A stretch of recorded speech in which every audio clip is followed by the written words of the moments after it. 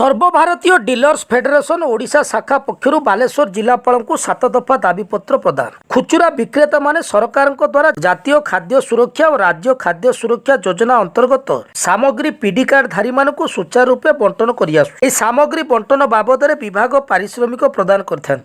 कार्यरत खुचुरा विक्रेता माने दुकान घर भड़ा खर्च पीओएस मेसीन आवश्यक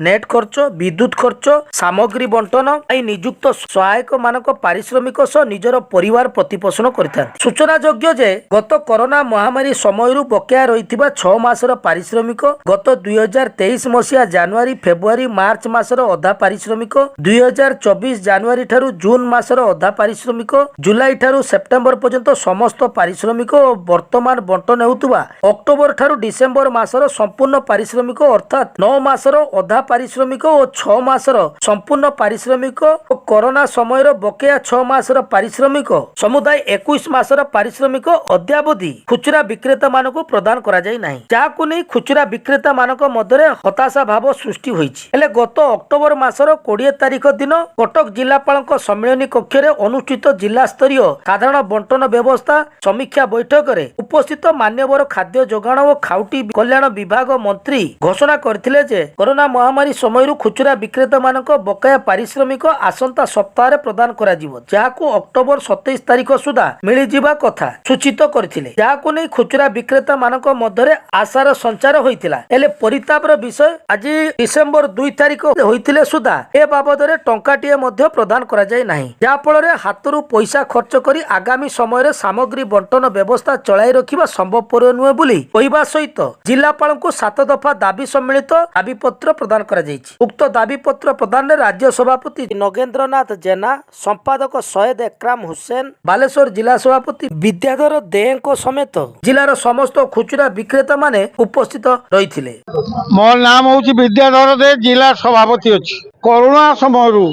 आम एजावत सब चाउल बंटन कर दुख सुख अच्छु, बन्या बात्यार चाउल बंटन करुचु, सबु दिगरे लोकों पाखरे आम अच्छु, किंतु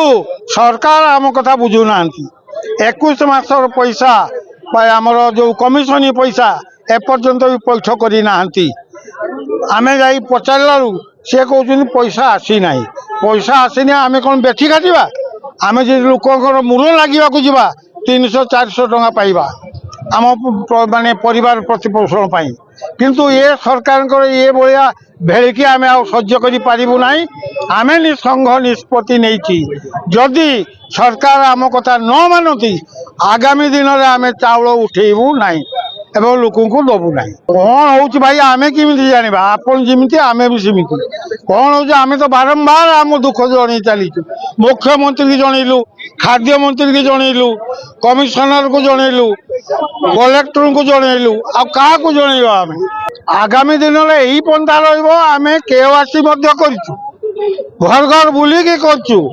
कोरोना समय घर घर बुलिकी चाउल देचु, निज जीवन को विपन्न करी। सरकार जदि ए संतुष्ट नुहति आम भी बहुत खुशी हवा, आम आ दुकान करूँ ना,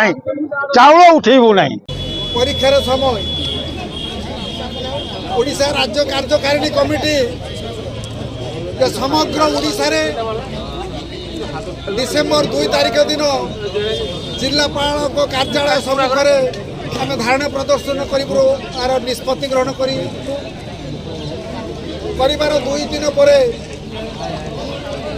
आमर जो सर्वोच्च न्यायालय मोकद्दमा आम रुजु करूँ तार तारीख आज सुप्रीम कोर्टर आईनजीवी